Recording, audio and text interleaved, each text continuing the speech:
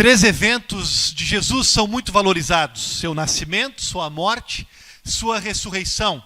Temos Natal, Sexta-feira Santa e temos Páscoa.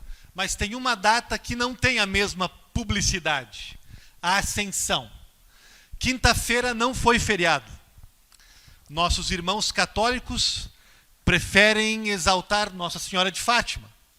Nossos irmãos evangélicos preferem embutir a Ascensão na ressurreição. Mas Jesus ressuscitou dos mortos e Jesus subiu aos céus. São frases e são eventos diferentes. É assim na Bíblia. Os credos da igreja confessam isso. Ressurreição e ascensão não são a mesma coisa, ainda que estejam interligados. E a ascensão, nosso tema de hoje, merece destaque próprio. A única pessoa que nos apresenta um relato explícito dela é Lucas. Pelo menos ele fez em 2 lugares diferentes. Talvez para compensar a omissão de seus colegas. É suficiente e é indispensável. O professor Douglas Farrell fez um estudo sobre o pensamento cristão sobre esse assunto e ele concluiu que sempre que a ascensão foi ignorada ou entendida de um modo errado, ideias confusas e práticas perigosas foram geradas. Eu iria mais longe. O não aproveitamento da ascensão é um dos maiores desperdícios da igreja. A ascensão é doutrina fundamental da fé. A ascensão é o maior sonho da humanidade começando a se realizar. A união do céu e da terra. Tão trágico como construir uma casa bonita, mas ninguém morar nela. Como preparar um jantar, mas ninguém se sentar na mesa para degustar. Ou como pôr dinamite numa montanha para criar uma ponte, mas ninguém apertar o detonador. Assim, o nascimento, a morte e a ressurreição de Jesus são inúteis sem a ascensão. A obra da salvação fica incompleta sem ela. A elevação de Jesus aos céus é o detonador do dinamite de tudo o que Jesus realizou. A ascensão libera para o universo e para as nossas vidas as bênçãos que Jesus conquistou quando esteve no mundo. 3 pontos hoje, meus irmãos: o poder, a natureza e o significado da ascensão. A importância, o que é e o que significa. Poder da ascensão. Começarei pelo fim da história. Assim que a ascensão terminou, quando os anjos viram os apóstolos estatelados olhando para o céu, eles disseram: homens da Galileia, por que vocês estão aí olhando para cima? Foi um puxão de orelhas. Os discípulos estavam interpretando a ascensão como a ausência de Jesus, como a perda da intimidade, a perda da liderança e da proteção de Jesus. E a pergunta dos anjos era um chamado a reinterpretar e reagir ao que tinha acontecido. Se vocês continuarem aí parados, estáticos, vocês não entenderam nada. A ficha não caiu. A doutrina da ascensão não detonou ainda. E o puxão de orelhas funcionou. Porque os discípulos se mexem. Eles retornam para Jerusalém e retornam adorando, cheios de alegria. E é assim que nós os vemos no livro de Atos. Os discípulos voltam para a vida, voltam para o mundo como raios, eletrizados e vivificados. Eu estou com essa imagem na cabeça essa semana. Raios. Alguns entenderão. É assim que a semana nos chama a viver também. Porque a ascensão não significa que Cristo se ausentou. Em certo sentido, sim. Mas é uma ausência presentificada. É uma ausência justamente para se fazer ainda mais presente, como está lá em Efésios. Jesus não foi embora, ele foi encher todos os espaços. Nem o mundo, muito menos nós, seus seguidores, ficamos sem sua liderança. Longe disso. Ela só aumentou. A ascensão é poderosa, porque ela une a Páscoa ao Pentecostes, porque ela universaliza a obra de Cristo, porque ela desata de vez o Espírito Santo e porque ela inaugura a revolução do Evangelho. Crer nessa verdade faz uma diferença imensa. Duvidar ou esquecer é ficar como aqueles discípulos paralisados. É ouvir dos anjos que estamos vacilando. O poder da ascensão, meus amados, precisamos enxergá-lo, tornar-nos esses raios, continuar escrevendo o livro de Atos. Esse é o primeiro ponto. Segundo ponto, que a ascensão foi um poder liberado, a história da igreja não deixa dúvidas. Mas entender o que ela é um pouco mais difícil. Porque a ascensão é um mistério da fé. Temos algumas informações, mas em última instância ela é grande demais, ela é esquisita demais para descrevê-la completamente. Mas não se decepcione, porque esse lado do cristianismo, esse lado misterioso, não é um ponto fraco. Pelo contrário, é o que nós temos de mais belo. Rejeite a tentação de explicar e encaixotar tudo sobre a fé. Mantenha o cristianismo misterioso e esquisito, porque o mundo está cansado de respostas superficiais e explicações para tudo. Preserve o mistério. Reconhecendo o mistério, algumas coisas podem ser ditas. O que nós podemos dizer sobre a ascensão? Em primeiro lugar, nós podemos refletir um pouco sobre essa palavra. O que quer dizer ascendeu? Muitos preferem usar subiu, que é um tipo de sinônimo, mas seria bom manter o verbo ascendeu, por menos comum que soe. Ascender tem um significado mais profundo que subir. Se você for visitar um país que tem uma monarquia, por exemplo, e se lhe for permitido, como turista, visitando o palácio, subir os degraus e se sentar no trono, isso não significa que você ascendeu ao trono. Você, no máximo, subiu até o trono. Mas ascender é muito mais que decolar num espaço. Ascender tem a ver com mudar a posição, a relação.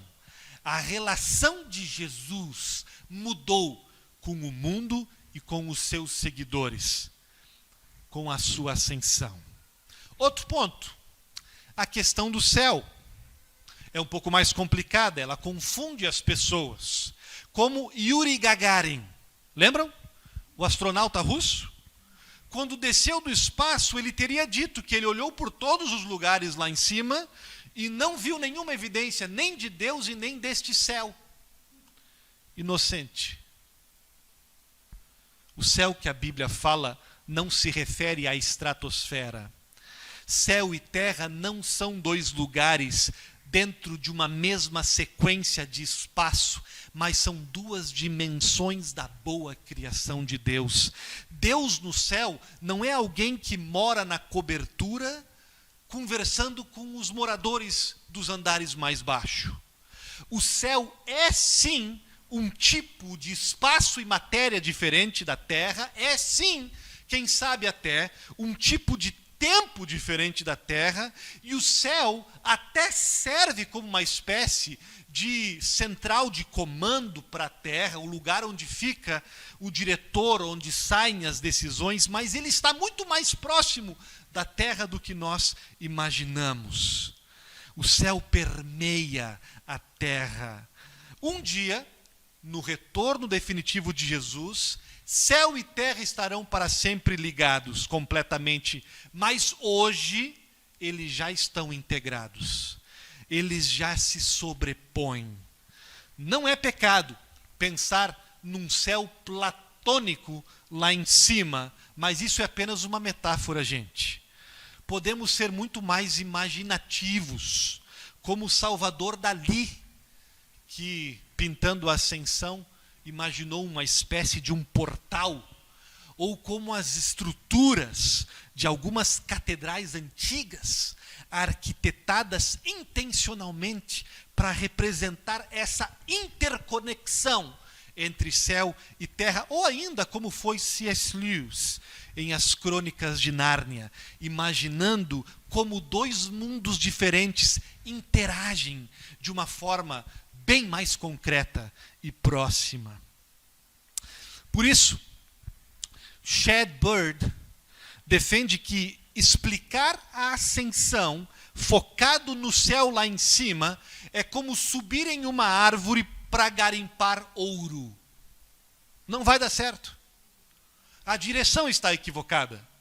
Não se encontra o ouro da ascensão up there, mas down here.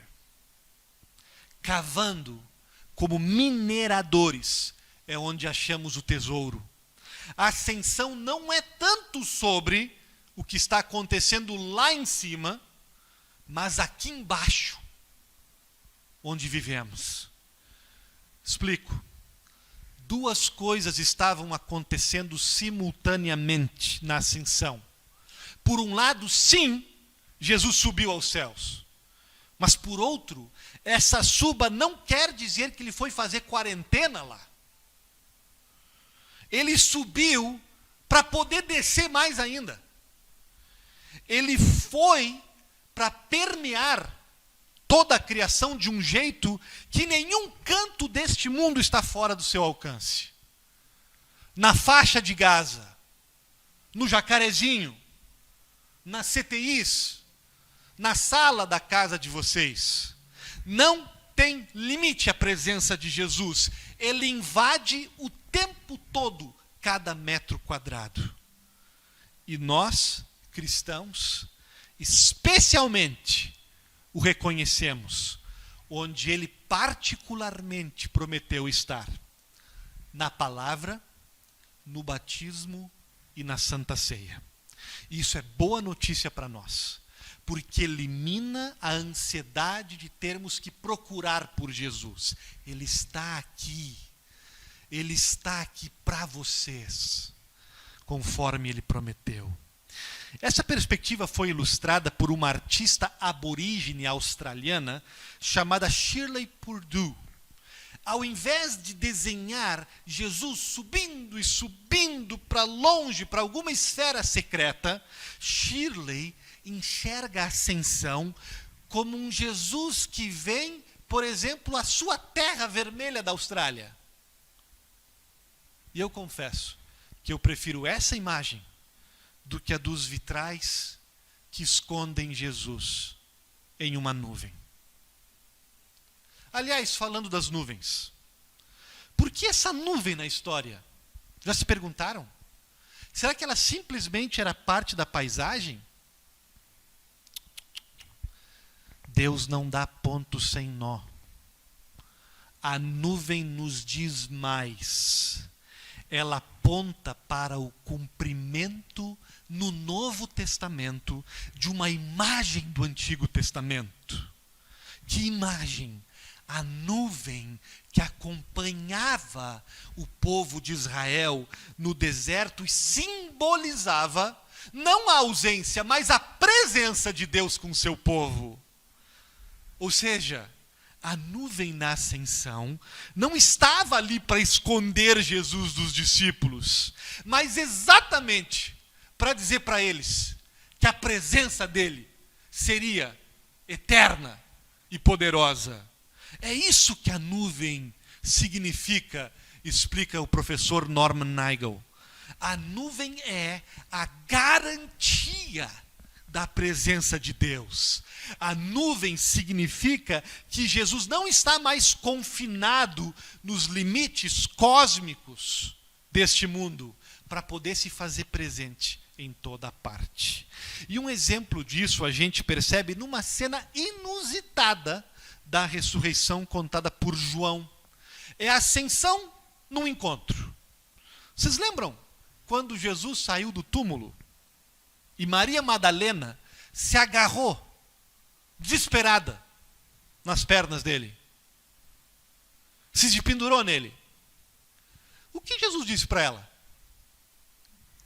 Maria, não me segure. Eu estou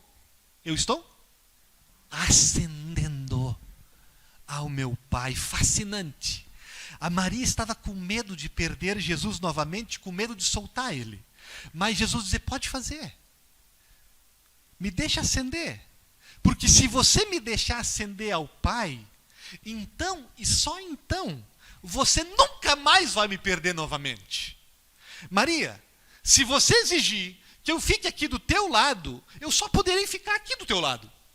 Mas se você me soltar, Maria, e eu ascender, então, nunca, jamais, nem você, nem ninguém ficará um segundo da sua vida sem a minha presença. Nunca, jamais, alguém me tirará de você. Eu estarei mais perto de você do que eu jamais estive. Essa é a natureza da ascensão. E agora, qual o significado? Versículo 11, os anjos explicam melhor o significado da ascensão.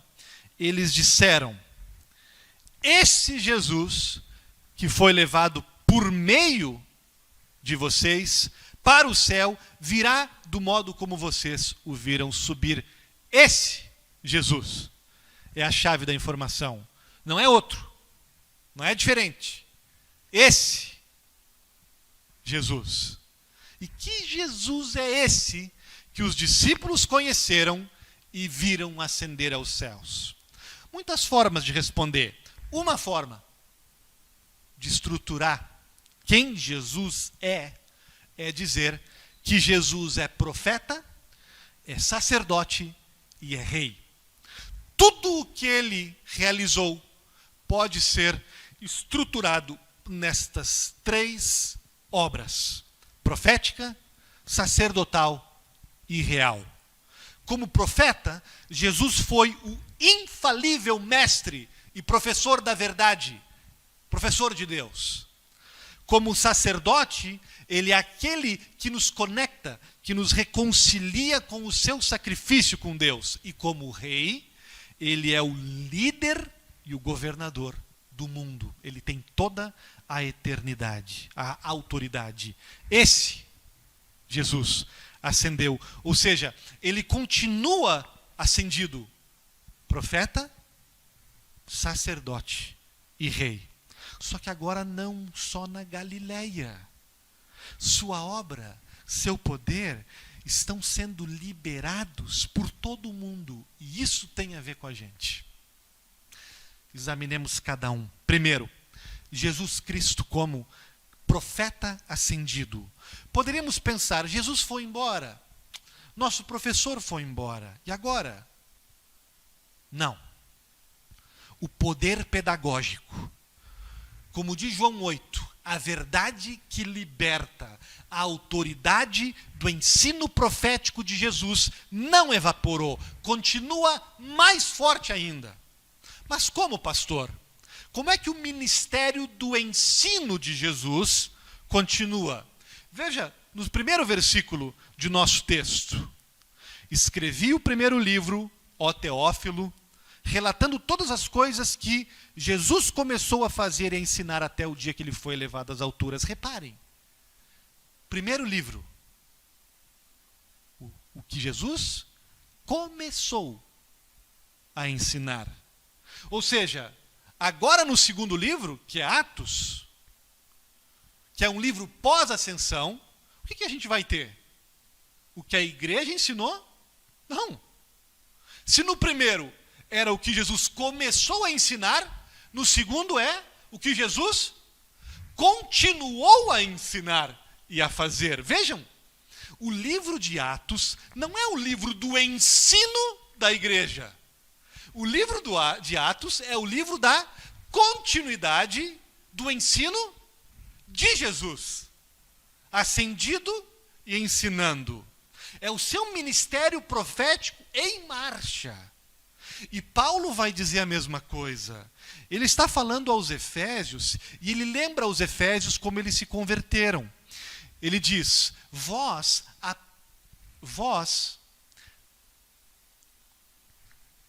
no capítulo 4, vós aprendestes de Cristo, se é que o tendes ouvido. Ele não diz vocês ouviram sobre Cristo, mas vocês o ouviram. Mesma coisa em Efésios 2. Jesus veio e pregou paz a você. Como assim? Jesus nunca foi a Éfeso. Como é que Paulo está dizendo para os Efésios que Jesus visitou eles e pregou para eles? Porque a ascensão de Jesus não significa sua aposentadoria profética. Porque ele continua ensinando mais do que nunca. Mas como? Através de sua palavra e através dos seus seguidores. Cada vez que abrimos a Bíblia e cada vez que alguém abre sua boca para falar de Jesus, estamos ouvindo o próprio Cristo. Você tem dúvida? Versículo 8 do nosso texto. Vocês serão as minhas testemunhas. Vocês serão as minhas bocas. Vocês serão os profetas. E isso inclui a gente. O ministério profético de Jesus continua acontecendo através de nós. Acredite se quiser. Cada vez que abrimos a boca para testemunhar o Evangelho, as pessoas ouvem, não nós, o próprio Cristo falando com elas. E nós fazemos parte de um ministério profético que é ainda mais completo do que aquele que tinham os profetas do Antigo Testamento, do que aquele que tinha João Batista. Jesus mesmo disse isso, porque eles anunciavam o que estava por vir. O Messias estava a caminho, o Cordeiro que havia recém-chegado. Mas nós, que viemos depois desses profetas e que estamos nos ombros deles, podemos dizer, o Messias veio e fez o que tinha que fazer, e agora está consumado. O reino de Deus está acontecendo. O Cordeiro veio e foi sacrificado, e tirou o pecado do mundo. Que privilégio o nosso. Jesus falando por nosso intermédio. Pastor, mas eu não posso ser a boca de Jesus. Como é que ele vai falar através de mim? Se sai tanta besteira da minha boca, se a minha língua é tão venenosa. Ou então, como é que Jesus pode falar através daquele irmão, daquela irmã? Como é que Jesus pode se atrever a se associar com cristãos daquela laia? Isso é outro mistério da ascensão. Como é que ela dá a largada à grande comissão, usando gente tão falha? Como é que Jesus segue sendo profeta através de gente como a gente? Ninguém tem sido mais mal interpretado e abusado pelos seus seguidores do que Jesus. E ainda assim, ele teve a audácia e a coragem de dizer, vocês serão minhas testemunhas. Ele não teve medo de dizer que nós carregaríamos o seu nome. Ele não teve medo de se identificar com gente como a gente. E o texto, mais uma vez, prova isso. A quem Jesus chamou como testemunhas? Há pessoas que segundos antes, mesmo depois de haverem passado 3 anos com Jesus, mais 40 dias num intensivo preparatório pós-ressurreição, gente que estava perguntando coisas absurdas, confundindo as coisas do reino de Deus, de um jeito tosco. Quando é que o Senhor vai restaurar o reino a Israel? Que pergunta é essa, gente? Como é que eles não tinham se dado conta ainda que Jesus já tinha restaurado o reino? E que o reino não seria uma coisa política para Israel, mas um reino que alcançaria todas as nações. Se um cara faz uma pergunta dessas, no 6º ano do seminário, os professores não deixam se formar. Defenestram o garoto. Se fôssemos nós, no lugar de Jesus, e ouvíssemos uma pergunta dessas, nós cancelaríamos a ascensão. Jesus não o fez. E não trocou de discípulos. Autorizou os caras a falarem em nome dele. Pense nas implicações disso. Primeiro, coragem para a gente. Nós somos a boca de Jesus hoje. E não é tipo, se não tem tu, vai tu mesmo. Jesus escolheu assim. Ele decidiu pela gente. Coragem. Fale e não te cales. Jesus te enviou como testemunha. Se gaguejar, tudo bem. Se fizer alguma pergunta idiota como os discípulos, tudo bem. Se não souber responder tudo ao pé da letra, tudo rapidinho, tudo bem, o Espírito Santo vai consertar o teu testemunho. Coragem. Jesus está falando através de você. Aceita que dói menos. Segundo lugar, paciência com os irmãos que às vezes erram no seu testemunho, que se posicionam às vezes de um jeito contraditório ou confuso. Precisamos estar dispostos a dizer, sim, podem estar errados, mas são meus irmãos e minhas irmãs em Cristo, porque foi o que Jesus fez. Jesus disse que até os fariseus, quando pregavam a palavra, tinham autoridade. Se Jesus confiou em pessoas imperfeitas para carregar a sua mensagem, estando disposto a se identificar com elas, nós também devemos. Pacientes uns com os outros. Mesmo a idiotice dos cristãos, inclusive a nossa, não cancela a ascensão. O ministério profético que Jesus está exercendo. Mas Jesus ascendeu também como sacerdote. E esse ponto é especialmente abordado no livro de Hebreus. Lá nos é dito claramente que Jesus ascendeu para estar na presença de Deus. Ele foi para se colocar em nosso lugar diante do Pai, para nos representar. Ele já tinha feito isso no mundo, ele tinha feito isso especialmente na cruz, e ele especialmente faz agora diante do Pai. Temos advogado diante do Pai, diz João, e Paulo diz, temos alguém intercedendo continuamente por nós, não precisamos de mais ninguém.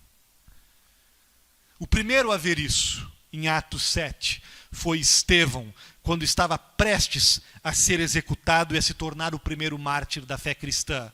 Lemos que ele estava no chão, acuado, estavam apedrejando ele, e ele olha para o céu e vê Jesus Cristo do lado direito de Deus. É um vislumbre da ascensão. E que diferença faz? Porque ele viu Jesus ascendido como sacerdote. Estevão encontrou forças para duas coisas. Primeiro, ele entregou o seu espírito, ele foi apedrejado, mas morreu em paz, morreu orando, e não apenas isso, ainda disse uma frase final: Senhor, não os condenes por causa deste pecado. Morreu perdoando. De onde alguém tira força para morrer em paz e perdoando o inimigo? Da ascensão. de Jesus Cristo ascendido como um sacerdote, como um advogado do lado direito de Deus. Só a certeza de que aquele que está nos esperando, depois que o nosso coração parar de bater, é o nosso Salvador, é aquele que deu sua vida pelos nossos pecados, pode nos dar paz para morrer e força e amor para perdoar quem peca contra nós. Jogam pedras em você, te acusam injustamente, te sente fracassado, acuado neste mundo. Temos a defesa do melhor dos advogados diante de Deus. Temos o sacrifício do sacerdote perfeito. Podes ficar em paz. Os céus estão abertos para você como estavam para Estevão. E estás livre para perdoar quem quer que seja. Abra estes céus também para os outros. E por último, Jesus ascendeu como rei.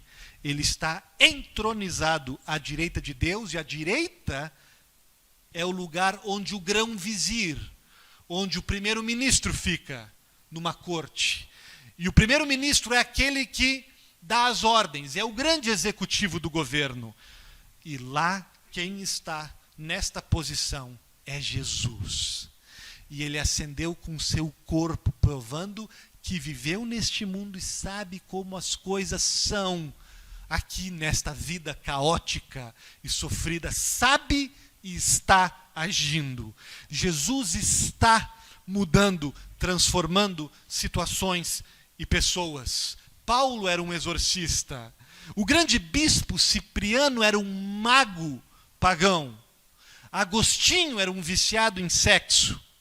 John Newton era um traficante de escravos. Mas Jesus reina e levanta o seu cetro e os muros caem.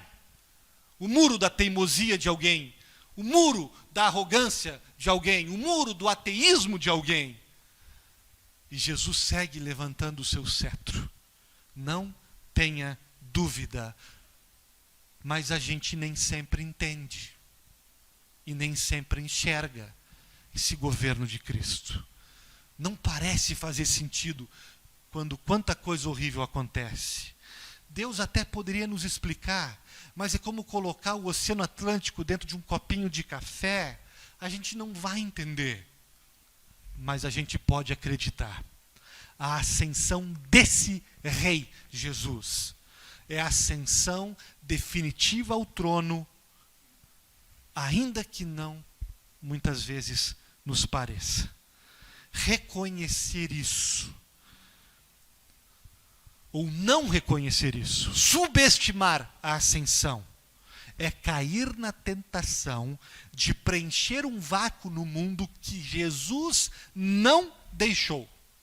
Quantas igrejas hoje estão com projetos de teocracia? Quantos de nós estamos vivendo, tentando ser monarcas do nosso destino, achando que a gente pode gerir alguma coisa sozinho? Não precisamos disso, e nunca deu certo. Jesus está no trono, não a igreja. Jesus está no trono, não a gente. Reconheça que Jesus, ascendido, está ascendido como rei. Reconheça e suspire aliviado. Reconheça e desista de ter que resolver tudo. E desista de lutar para ser como Deus. E se liberte do inevitável desespero do constante fracasso. Reconheçamos Jesus como Rei ascendido e desistamos dos nossos projetos de poder e controle. Reconheçamos e desfrutemos de nossa condição de criaturas e de servos. Santo Agostinho tem sermões incríveis sobre a ascensão. Num deles ele diz: Jesus, enquanto está lá, está também com a gente. E a gente, enquanto estamos aqui, estamos também lá, no céu. Nosso Senhor ascendeu aos céus. Deixemos que os nossos corações ascendam também. Viva a ascensão. A ascensão é um dia de festa. Tratemos a data adequadamente. Faça um churrasco hoje. Abra um champanhe. E amanhã, siga no clima. Viva cada dia, como diz nossa liturgia na Santa Ceia. Levantai os vossos corações.